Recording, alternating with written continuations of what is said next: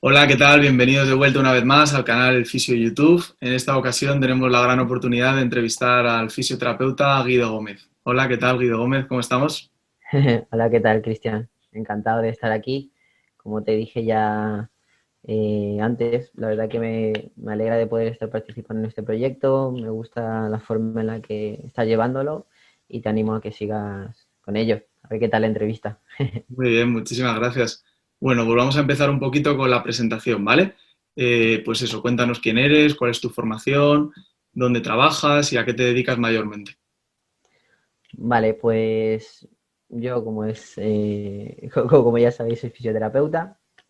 A día de hoy me estoy dedicando principalmente a la clínica y también estoy en investigación, sobre todo por el doctorado que estoy llevando a cabo Ujú, y luego también colaboro en docencia en el grado en fisioterapia, en el cual he estado ya colaborando desde hace unos 6 años.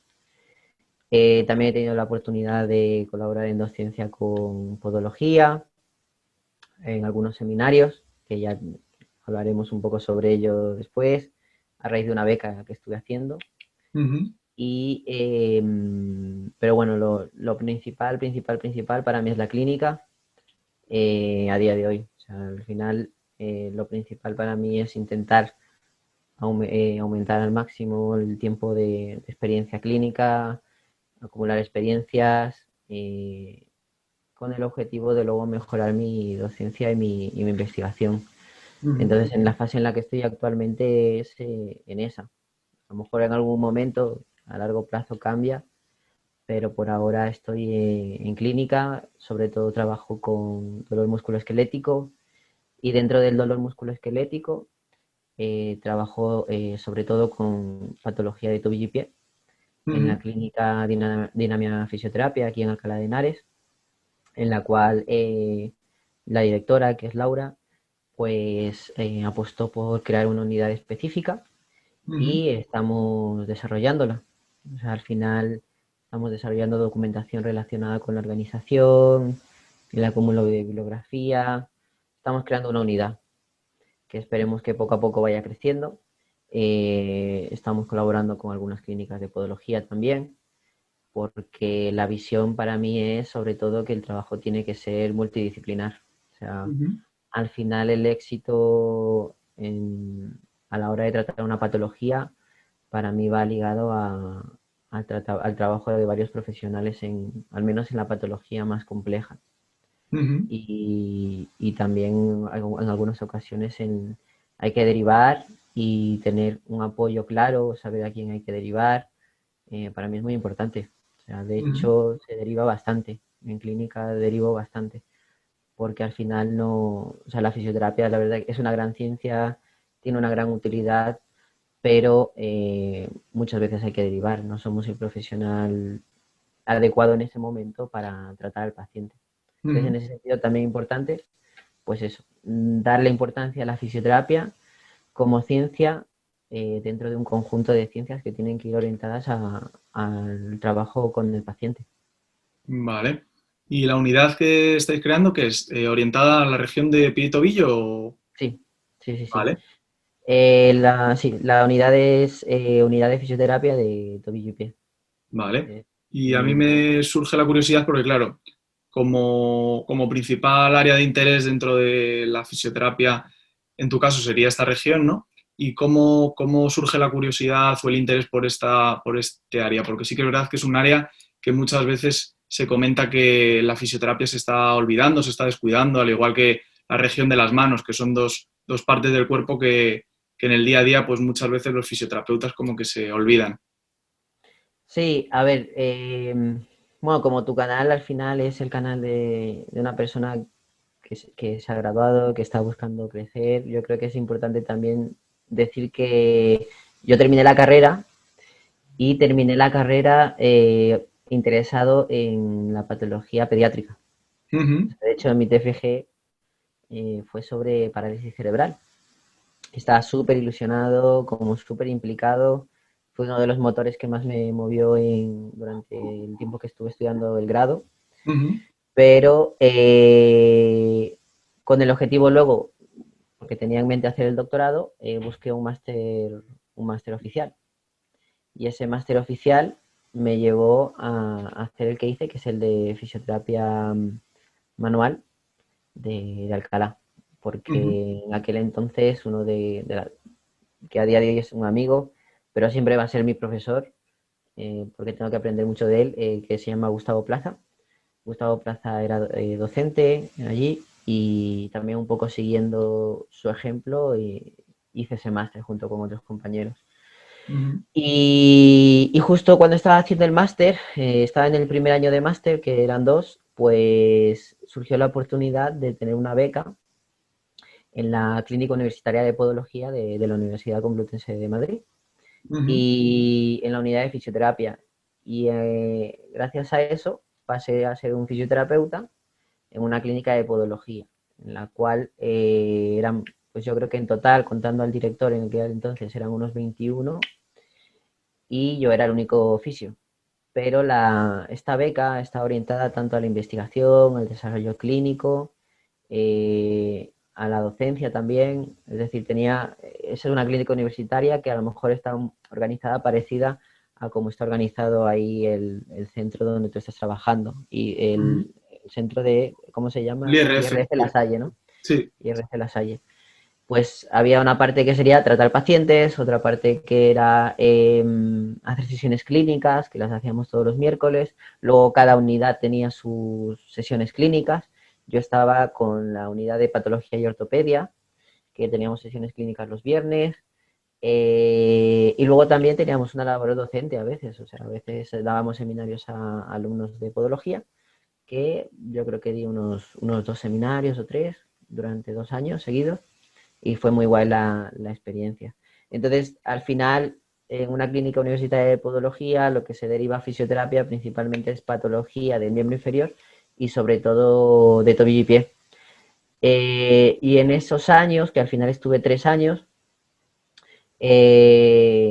pues me encantó porque aprendí mucho sobre cómo trabajan los podólogos y también junto con mis compañeros que si ven la entrevista les mando un Ujú. saludo enorme y un abrazo enorme, pues también aprendieron o intenté enseñar qué es lo que puede hacer la fisioterapia más allá del masaje Ujú. por un tobillo y pie.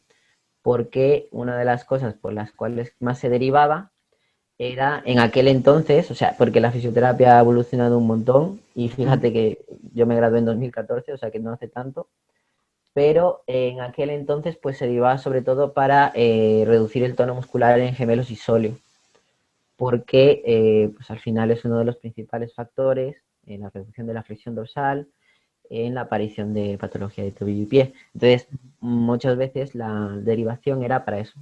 O sea, a lo mejor ponían retracción de gastrocnemios y sóleo. Y lo que se podía tener en mente en aquel entonces era que el masaje era lo que íbamos a hacer para reducir esa, ese aumento de tono y a lo mejor estiramientos. En aquel entonces me acuerdo que esa era la idea, porque si bien es verdad que ahí va también por, digamos, por tipos de clínico, entonces habían también adjuntos, nosotros éramos residentes, habían adjuntos y estaban ya el director, dos Ujú. directores. Los adjuntos pues ya habían trabajado con muchos otros fisios, pero sí que es verdad que también los residentes éramos gente que nos habíamos acabado de graduar y la idea que tenían de fisioterapia pues era sobre todo esa, el masaje en aquel entonces. Ujú. Y poco a poco, pues una de las cosas, y por eso promocionamos luego las sesiones clínicas en Dinamia, fueron las sesiones clínicas que hacíamos los miércoles y en las cuales yo fui explicando qué cosas utilizaba para tratar a los pacientes. Hablamos Ujú. en todos esos años de neurodinámica, del ejercicio terapéutico, hablamos también de la punción seca, hablamos sobre un montón de cosas, de la educación del paciente, Ujú. sobre un montón de cosas que el fisio hace que no son solo el masaje. Y también es importante dejar claro que para mí el masaje es una herramienta muy importante en mi práctica diaria. O sea, para Ujú. nada lo estoy denostando. Pero tenemos muchas herramientas con las cuales trabajar Y luego también intentamos hablar sobre el razonamiento clínico que tiene un fisioterapeuta. O Ujú, sea, tú te puedes encontrar realmente podólogos que piensan que solo hacemos masaje, podólogos que saben, porque trabajan con fisios, de qué va la fisioterapia de una manera mejor. Y luego podólogos que creen que hacemos más de lo que hacemos, o sea, que creen que podemos hacer más de lo que nosotros podemos hacer. Cuando nosotros hemos estado haciendo reuniones para hacer convenios con clínicas de podología, cuando nosotros hablábamos del ecógrafo, que teníamos ecógrafo, ujú. algunos podólogos pensaban que nosotros podíamos hacer un diagnóstico médico, ¿sabes? Y era importante dejarles claro que no, que para nosotros el ecógrafo es una herramienta para hacer el diagnóstico en fisioterapia Ujú. y también para poder detectar, por ejemplo, banderas rojas. Les explicábamos para qué lo utilizábamos.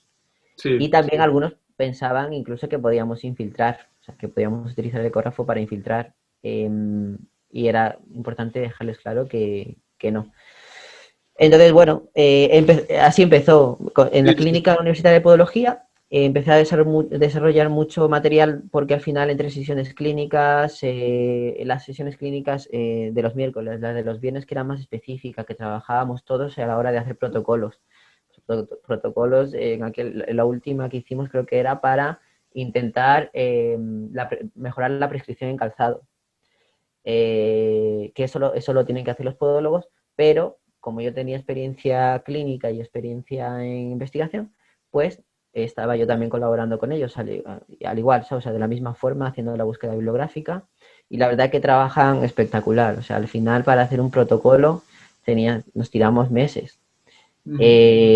Y de búsqueda entre muchos residentes y con uno de los adjuntos guiándonos. Y luego también había sesiones en las cuales un docente daba clase. Y luego también a veces se llevaban expertos a dar clases magistrales. O sea, Ujú. yo también aprovecho para decir que una de las cosas a las que deberíamos optar los fisios es a tener una clínica universitaria que permita a los fisioterapeutas desarrollarse de esa manera, porque fue muy enriquecedor y te ayudaba a estar muy conectado con la investigación. O sea, porque al final la dinámica era esa, sesiones con revisión de todos los artículos que puedas encontrar o los destacados y caso clínico.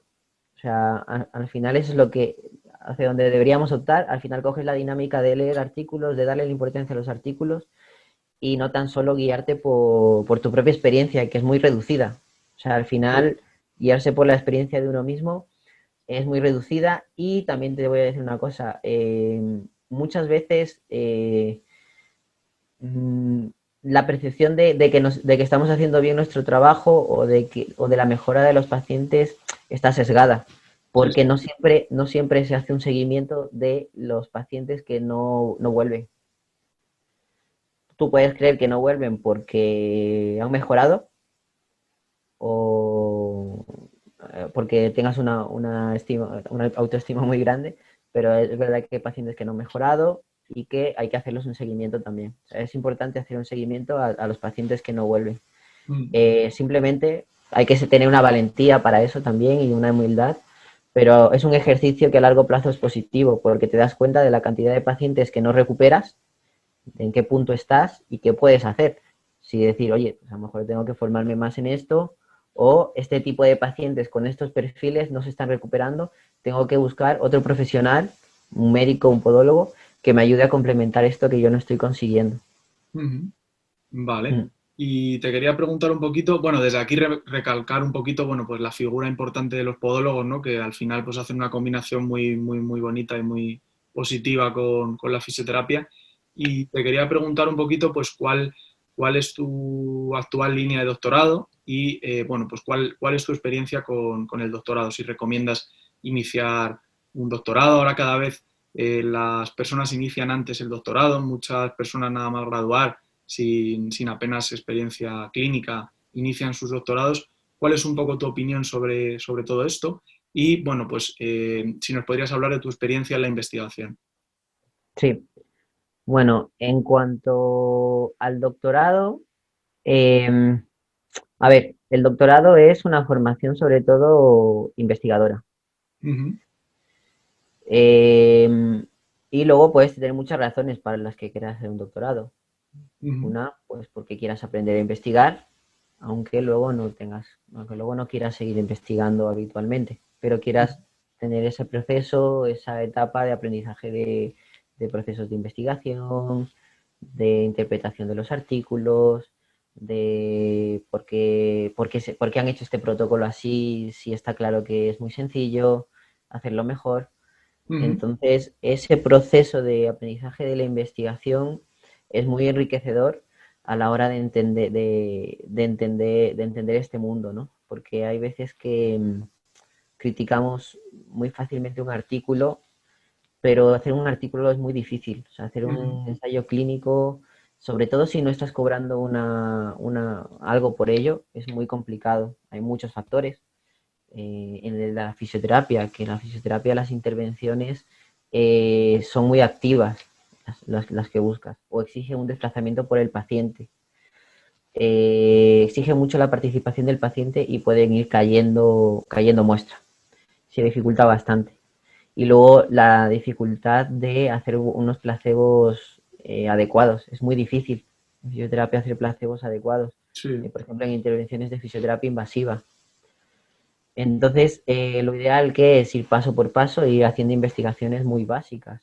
O sea, ujú, incluso una investigación para probar un placebo solo, para ver si ese placebo es suficiente, si no, hacer investigaciones descriptivas como primera opción, antes que pasar a lo mejor a un ensayo clínico, ujú, porque hay que ir por paso. O sea, al final somos una ciencia nueva, estamos investigando desde hace poco tiempo y a veces, si no es un ensayo, no vale tanto. Pues no, a veces hay que empezar por estudios descriptivos para ir obteniendo información y luego ir planteando ensayos clínicos. O sea, tenemos que ir paso por paso. La experiencia con el doctorado, yo te diría que tienes que tener claro que te gusta la investigación, tienes que tener claro cómo quieres orientarlo. Si tú dices, mira, yo quiero hacer clínica y la investigación no va a ser lo principal, pues entonces lo más normal es que a menos que estés en una clínica universitaria, tengas tú que pagarte todos los costes del doctorado. Si tú tienes muy claro que quieres hacer investigación y que eso va a ser, digamos, tu actividad principal, si tienes la oportunidad de saberlo desde la carrera, orientar todo a obtener los requisitos para luego tener una beca. O sea, hablar con un profesor con el cual a lo mejor tú creas que puedes acabar haciendo el doctorado y ver qué opciones tienes luego para hacer la beca. Y eso también pasa por tener un buen currículum durante la carrera. Aunque no siempre, a veces hay grupos con mucho prestigio, con muchas publicaciones, que sí que tienen la opción de tener una beca y poder dársela específicamente a un perfil muy concreto. ujú. Entonces, tener claro qué te gusta y ver qué opciones tienes y dónde tienes esas opciones para hacer tu doctorado. Lo ideal sería que casi siempre lo hiciésemos cobrando, porque Claro. realmente es un trabajo. O sea, si tú hablas en todo este tiempo que estuve en la clínica y luego colaborando con profesores de la universidad, pues eso, al final conoces a profesor y al ser una universidad con muchas carreras, Ujú. conoces a gente de farmacología, gente de medicina, sobre todo a las ciencias tipo farmacología, era muy raro que alguien estuviese haciendo un doctorado sin cobrar. Ah, sí. Es muy raro o físicas, ciencias mucho más desarrolladas, es muy raro que alguien haga un doctorado sin cobrar, porque un doctorado se ve como algo eh, bastante serio, algo en lo cual Sí, claro. tienes que dedicar tiempo y sacarle el máximo partido. Sí, sí, sí. Con becas, pues que no estaban nada mal para la edad a la que puedes empezar un doctorado. Y empiezan bastante pronto, hacen el máster y empiezan en el doctorado. En las antiguas licenciaturas no necesitaban el doctorado, entonces empezaban nada más terminar la carrera. Eh, para mí lo ideal es que algo se reciba, porque es que al final también tienes que desarrollarte en otros aspectos en tu vida. O sea, tampoco y tienes que darle valor a tu trabajo. Aunque tú estás aprendiendo, de alguna manera tienes que percibir algo. Sí, Eh, no estamos tampoco en un punto en la fisioterapia como para que sea así siempre, pero tenemos que tener las cosas claras. O sea, si tú dices, vale, voy a hacer el doctorado y voy a trabajar y voy a hacer el doctorado sin cobrar, asumir eso desde el principio para que luego no te frustres y plantearte pues cuáles van a ser tus objetivos en todo ese tiempo. O sea, si estás trabajando y haciendo un doctorado a la vez, pues a lo mejor tu independencia económica no va a ser grande en todo ese tiempo. Si tú tienes claro que quieres hacer investigación, yo te diría eso, que desde el principio empieces a buscar qué vías tienes para hacer sí, ese doctorado percibiendo algo, porque, y luego asegurarte también de que lo que implica tener una beca a nivel legal te compensa. ¿Y qué implica esas becas?